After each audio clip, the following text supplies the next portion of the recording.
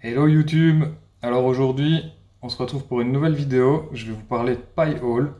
Ça va vous servir à bloquer toutes vos publicités. Je vous en avais déjà parlé dans les précédentes vidéos. Sauf qu'aujourd'hui, on va le transférer de là à là.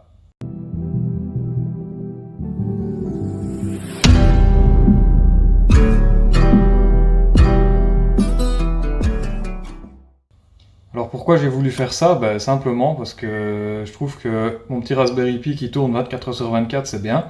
Ça consomme pas grand-chose. Le truc, c'est que aujourd'hui, on essaie de faire des économies d'énergie. Et j'ai déjà ça qui tourne H24, donc c'est autant s'en servir et installer Pi-hole là-dessus. Alors voilà, on se retrouve sur l'ordinateur. Maintenant, ce qu'on va faire, je vous conseille de vous rendre sur le site smartlan.net dans lequel j'ai créé un tutoriel. Donc si vous allez dans le blog, vous voyez ici le tutoriel. Bon, il sera peut-être pas à la même place si vous regardez cette vidéo plus tard. Mais donc vous allez avoir un tuto pour vous guider pas à pas dans l'installation de Pi-hole sur votre NAS. Donc ce qu'il faut savoir, c'est qu'il y a deux possibilités d'installer Pi-hole sur son NAS. Donc soit en utilisant Docker pour les NAS compatibles, soit pour les NAS compatibles aussi, en installant une machine virtuelle sur laquelle on installera Pi-hole. Alors moi j'ai choisi cette deuxième solution parce que je trouve que c'est plus simple pour mettre à jour Pi-hole par la suite. Et surtout aussi parce que ça vous donne, vu que c'est une machine virtuelle, une nouvelle adresse IP. Et donc vous ne renverrez pas vers l'adresse IP de votre NAS, mais vers l'adresse IP de votre machine virtuelle pour vous rendre sur Pi-hole ou pour utiliser Pi-hole. Donc, si vous suivez un peu le tuto, donc en prérequis forcément c'est avoir un NAS compatible avec Virtual Machine Manager. Donc je vous ai fait un lien si vous cliquez ici pour aller sur le site de Synology et vérifier si votre NAS est bien compatible et avoir installé Virtual Machine Manager sur votre NAS via le centre de paquets. Donc niveau logiciel nécessaire, il va falloir télécharger un OS. Donc là moi dans ce cas-ci j'ai choisi Ubuntu Server 16.04 qui est une version bien connue et bien supportée et qui fonctionne super bien, donc légère et stable, c'est tout ce qu'on cherche. Donc là, vous allez devoir aller chercher l'image. Donc pour ça, prenez la version serveur, comme moi, et vous prenez la version 64 bits. Alors il vous faudra aussi un logiciel pour vous connecter en SSH. Donc vous prenez ce que vous voulez, mais moi j'utilise MobaXterm, je vous ai mis un lien ici pour pouvoir le télécharger si vous en avez besoin. Donc, ce qu'on va faire maintenant, c'est, on va fermer ça, on va se rendre là-dessus. Et on se connecte sur son serveur. Vous allez dans Virtual Machine Manager. Et la première chose qu'il va falloir faire, ça va être vérifier que vous avez bien une zone pour pouvoir stocker vos machines virtuelles qui est définie pour votre NAS. Donc, dans l'onglet stockage, vous devez avoir une ligne ici. Si ce n'est pas le cas, vous allez devoir cliquer sur ajouter et ajouter, dédier une zone qui va stocker vos machines virtuelles sur votre serveur. Donc une fois qu'on a vérifié ça, ce qu'on va faire, c'est qu'on va importer l'image que vous venez de télécharger, donc le Ubuntu. Donc là, dans Fichier ISO, vous faites ajouter. Vous faites depuis un ordinateur, vous sélectionnez votre fichier ISO qui vient d'être téléchargé et vous l'envoyez sur votre serveur. Donc une fois qu'il sera envoyé, vous le trouverez ici. Vous le retrouverez dans cette liste-ci. Et à partir de là, on va pouvoir créer notre machine virtuelle. Donc, pour faire ça, vous allez créer une nouvelle machine virtuelle. Bon, on va le faire ensemble. Donc, vous cliquez sur Créer. C'est bien une machine virtuelle Linux. Alors, l'espace de stockage, c'est toujours le même que celui que vous venez de créer ou que vous aviez créé par avant. Vous l'appelez comme vous voulez. Moi, si vous voyez, j'en ai un qui tourne déjà ici, donc je vais l'appeler test. Voilà. Alors ici, soit vous pouvez, pour espérer que ça aille un peu plus vite, dédier plus de ressources à votre installation, et on la rediminuera après. Soit vous laissez sur un processeur 1 giga, c'est suffisant, mais vous pourriez accélérer un peu votre installation en sélectionnant un peu plus. Alors moi de base, je sais plus, je pense que j'avais 4 Go de RAM dans le serveur. Moi j'ai upgradé ça, je suis passé à 16, donc forcément ici j'ai un peu plus de disponible. Et du coup, j'ai aucun souci à en dédier 4, en tout cas provisoirement, pour installer la machine. Donc là, par contre, je vous conseille de prendre VGA, ce sera beaucoup plus simple pour l'affichage par la suite. Et vous faites suivant. Alors, on va créer un disque virtuel, 32 Go, je pense que c'est largement suffisant. Le réseau, on laisse par défaut. Et alors, le fichier ISO pour le démarrage, ben, ça va être le Ubuntu Server que vous avez précédemment ajouté dans vos images ici, que vous allez retrouver là. ISO supplémentaire, on met rien. Auto start, là je vous conseille de mettre oui, parce que si jamais votre NAS doit redémarrer, au moins ça lancera votre machine virtuelle automatiquement, sachant que si elle n'est pas lancée et que vous utilisez Pi-hole, ben, vous n'aurez plus accès à Internet si jamais Pi-hole ne tourne pas. Donc je vous conseille de mettre sur oui ici. Alors le BIOS on laisse comme ça. La disposition du clavier, mettez en français, mais bon, moi par défaut il est mis en français. Et on valide ça. Vous sélectionnez les utilisateurs, le ou les utilisateurs qui peuvent gérer votre machine virtuelle. Hop, et alors vous pouvez cliquer sur mettre en marche la machine virtuelle après sa création, ou vous faites appliquer. La machine va arriver, vous voyez, création. Voilà, elle est arrêtée, elle est créée. Donc ce qu'on fait, c'est qu'on la met sous tension. Et dès qu'on a l'onglet qui devient plus foncé, ben on clique dessus, voilà, se connecter. Bon alors là oui, vous avez un avertissement, c'est pas grave, mais vous pouvez vous connecter. Et voilà, maintenant vous êtes dans l'installation de votre Ubuntu comme machine virtuelle sur votre serveur NAS. Là vous faites comme vous voulez, soit de vous mettez en français, soit de vous laisser en anglais. Moi personnellement j'aime bien en anglais. D'ailleurs je vais mettre ça en plein écran, voilà.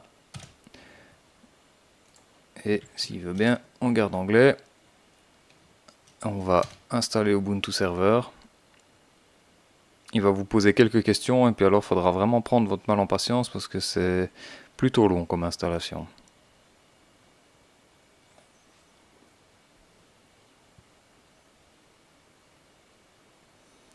Alors moi je laisse ça en anglais.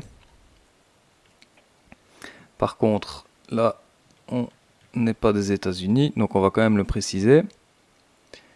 En mettant autre, voilà, Europe, France. Alors, ici, si vous changez, ça va vous changer la langue de votre OS. Donc, moi, j'aime bien en anglais, donc je vais laisser United States. Ça me va très bien. Alors, est-ce que vous voulez qu'il détecte votre clavier? Donc, bon, vous pouvez faire oui. Alors, appuyez sur une de ces touches. Bah, on va prendre la première, hein, Y, W. Est-ce qu'il y a quelque chose qui... Le OE sur votre clavier? Bah non. Le O, je sais même pas comment ça s'appelle, non plus. Alors la détection est terminée et vous voyez, il est marqué que vous avez un clavier. Ah, j'ai pas la souris. Enfin, vous avez un clavier sur cette ligne-là, FR2.OSS. Bon, je pense que ça doit être bon comme clavier.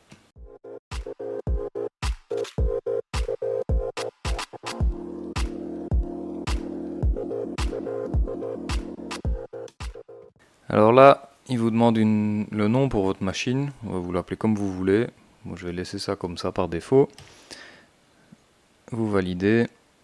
Et alors, on va créer un nouvel utilisateur.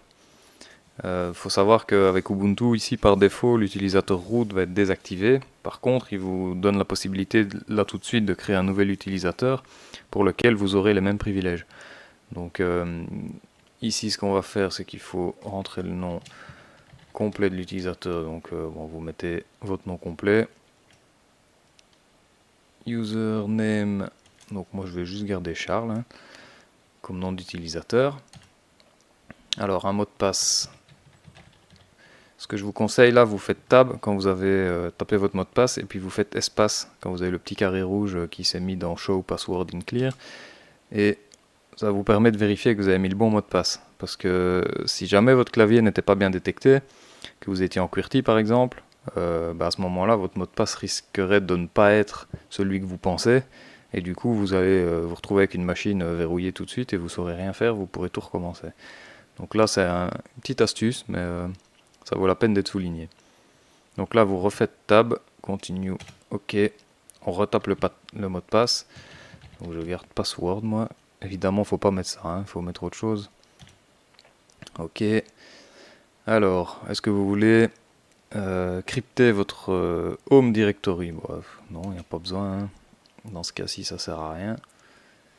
Est-ce que la time zone est correcte? Donc on voit bien qu'il a mis Europe Paris sur la première ligne, donc oui, ça c'est bon.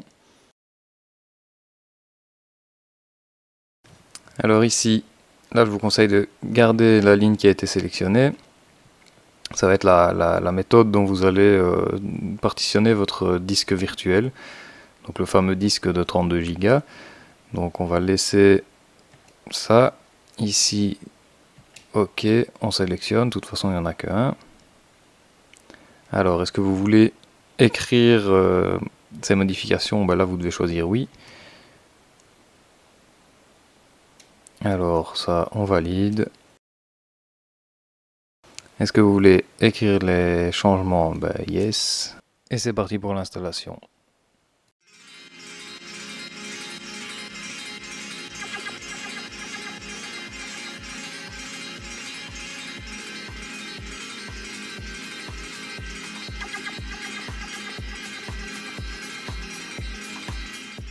Alors là, est-ce que vous utilisez une adresse proxy? Il n'y en a pas, donc on valide ça comme ça et on est reparti.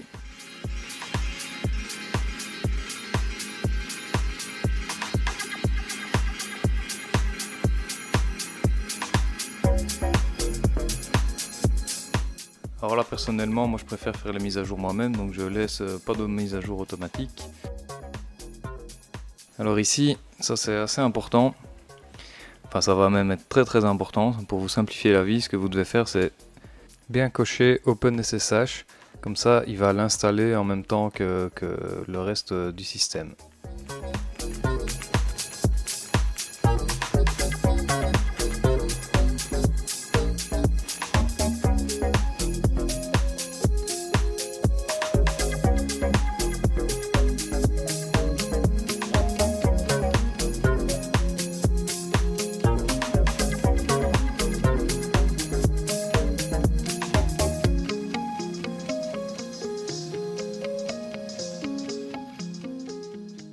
Bon, enfin, ça fait à mon avis plus de 20 minutes là qu'il était en train d'installer.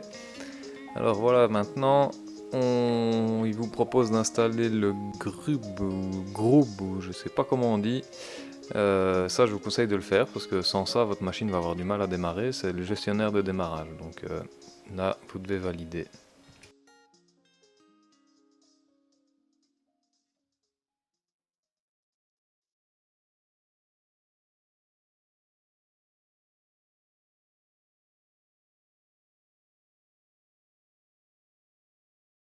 Ça y est! Enfin! Alors l'installation est terminée. Ce qu'on va faire maintenant, c'est comme si vous aviez installé ça sur votre machine à vous.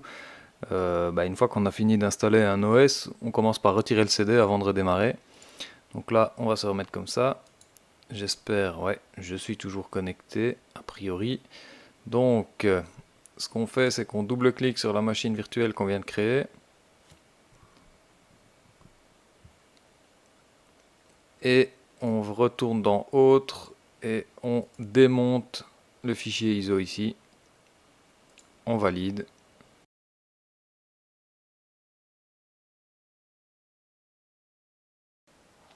Et enfin, on peut redémarrer.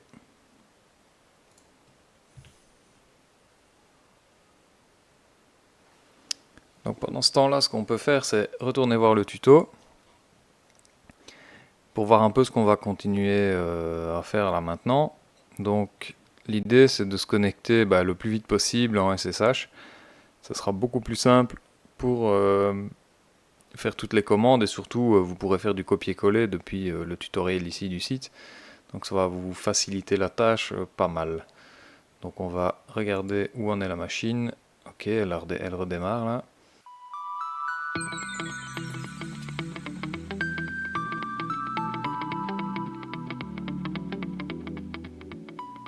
Et voilà. Donc là, a priori, tout s'est bien déroulé. Donc on va essayer de se connecter avec le user et le mot de passe que vous avez créé avant. Donc le mot de passe il s'affiche pas, c'est normal. Et voilà, donc là on est bien sur notre machine, comme si on avait un PC avec un écran connecté dessus, sauf que c'est une machine virtuelle. Alors ce qu'on va faire ici, c'est taper la commande ifconfig. Là il va falloir la taper. Ça va vous permettre de retrouver l'adresse IP. Et donc ici on voit que, on voit pas la souris, mais sur cette ligne-ci, on a une adresse qui est 10.0.11.119. Donc à partir de là, on va travailler avec Moba Externe. Alors, je l'ouvre, on fait une nouvelle session, SSH 10.0.11.119, je pense, je vais vérifier, ouais. Ok. Login, Charles, mot de passe, password. Est-ce que vous voulez sauver le mot de passe? On va faire oui, ce sera plus simple. Et d'ailleurs, ouais, on fera plus tard. On pourra même enregistrer le nom d'utilisateur, comme ça il se connectera tout seul. Alors, on va reprendre le tuto. Et donc, ce qu'on va faire, c'est mise à jour de cette machine virtuelle. On va commencer par ça. Donc pour ça, il y a plusieurs commandes à taper les unes après les autres. Donc on va commencer par faire update, et puis on fera un upgrade, et puis enfin on redémarrera tout ça, et alors on aura une machine comme neuve. Donc là je vais accélérer un peu tout ça.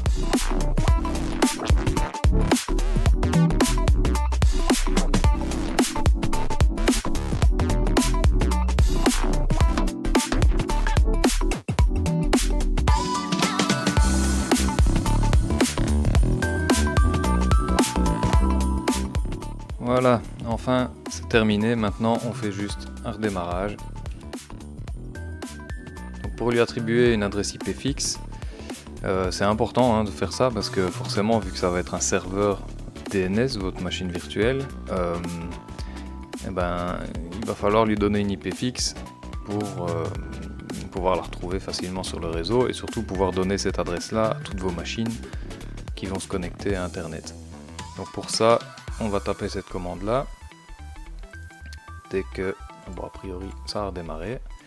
Donc là vous faites R, ok, on se reconnecte. Charles, il a le mot de passe que je lui avais donné tout à l'heure. Là vous faites un clic droit, Enter, et alors là on va modifier le fichier. Donc il faut remplacer, ça dépend des machines en général. Si vous étiez sur un Raspberry Pi, il vous mettrait ETH0 ou bien WLAN 0, donc le port Ethernet ou bien le wireless. Bon, ici c'est une machine virtuelle, donc la carte réseau porte un autre nom, donc faut pas s'inquiéter, donc c'est quand même bien ça qu'il faut modifier. Alors ce qu'on fait, c'est qu'on la modifie de cette façon. On va prendre ça, hop, copier, tac, on vient là, on fait un clic droit pour coller. Donc là on l'a en double, j'aurais pas dû faire ça. Hop. Tac, c'est pas grave, on enlève, hop, statique, adresse. Vous lui donnez une adresse évidemment qui est dans le range de votre réseau et qui est hors de ce que votre serveur DHCP va attribuer. Idéalement c'est quand même beaucoup mieux. Donc 10.0.11. Moi je vais mettre 250 par exemple. D'habitude je prends la 254, mais vu que mon vrai serveur PyHall tourne actuellement sur du 254, je peux pas la mettre sinon je vais avoir une IP corrompue. Donc là le gateway c'est votre routeur, point 1, et le serveur DNS ça c'est tout bon. Donc là vous validez, CTRL X, est-ce que vous voulez sauver les changements? Oui, et Enter. Donc à partir de là, on reboot de nouveau. Et alors on devrait avoir une autre adresse IP. Donc forcément ici on va pas pouvoir utiliser la touche R pour relancer la session parce que on va plus devoir se connecter sur point 119 mais sur point 250 que je viens de lui attribuer. Donc ça je peux fermer. Je vais ici éditer. D'ailleurs je vais lui donner mon login tout de suite, comme ça il me demandera plus rien. Je vais mettre ici test PyHole. Ok. Et on va voir si c'est déjà bon. Ça doit aller plus ou moins vite quand même. Ah ouais, donc là forcément si je change pas l'adresse ça va pas aller. C'est moi qui suis bête. Tac, là c'est password. Yes. Et voilà. On est de retour sur notre machine. Donc ce qu'on va peut-être faire avant de passer au point 5 et installer PyHole, c'est installer un petit utilitaire permet à Synology de retrouver votre adresse IP et donc elle s'affichera ici. Synology ils disent que ça permet d'améliorer la stabilité, d'augmenter la vitesse. Bon, j'y crois pas trop, mais on peut toujours l'installer, ça mange pas de pain en tout cas.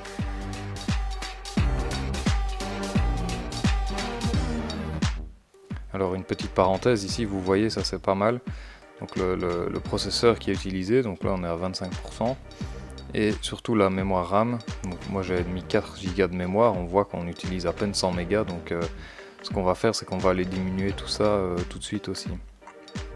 Enfin dès qu'il aura fini l'installation, parce qu'il va falloir arrêter la machine. Voilà, donc là maintenant vous devriez voir l'adresse IP qui apparaît ici, et normalement aussi si vous cliquez sur éteindre, il devrait pouvoir lui-même éteindre la machine virtuelle, sans devoir faire une extinction un peu brutale.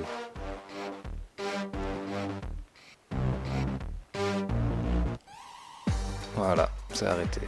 Du coup, on va changer la RAM, on va lui en mettre moins et on va changer les processeurs aussi. Vous double-cliquez dessus. Hein.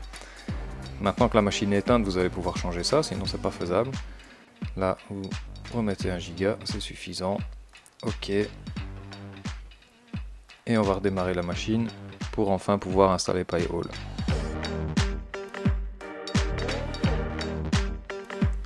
Donc ça c'était juste pour savoir si la machine était démarrée. Là on fait R.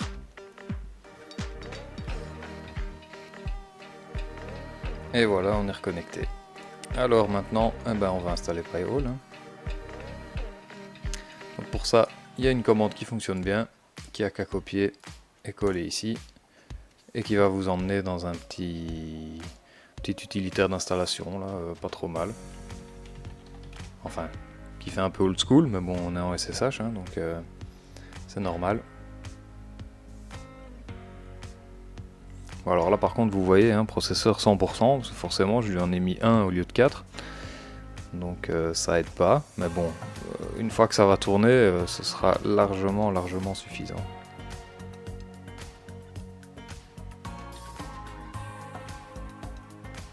Nous voilà dans l'installation, on valide. Là, il vous rappelle que vous êtes sur un serveur, enfin vous allez installer un serveur, donc il vous faut une adresse IP statique. Ça, on vient de le changer. Donc on est bon. Alors, quel serveur DNS souhaitez-vous utiliser? Moi personnellement, j'aime bien Cloudflare.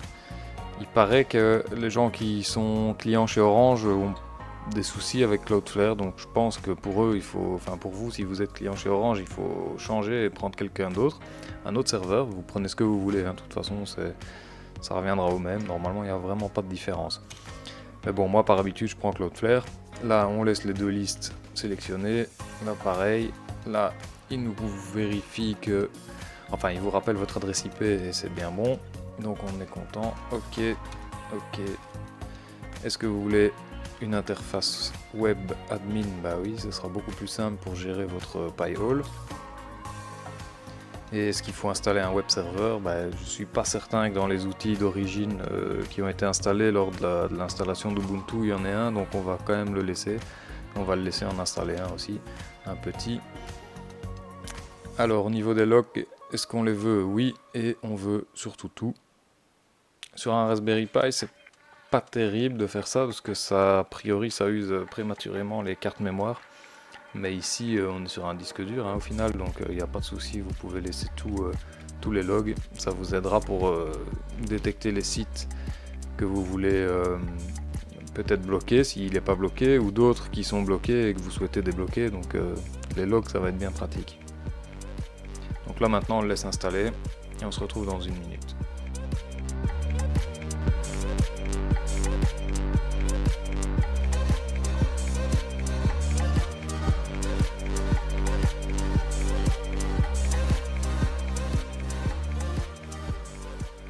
Et voilà, ça y est, maintenant Pi-hole est installé. Il reste juste une chose à faire. Alors si vous voyez ici, il vous a généré automatiquement un mot de passe que vous allez devoir retenir. Si vous le souhaitez, s'il vous convient. Bon, c'est un mot de passe un peu con.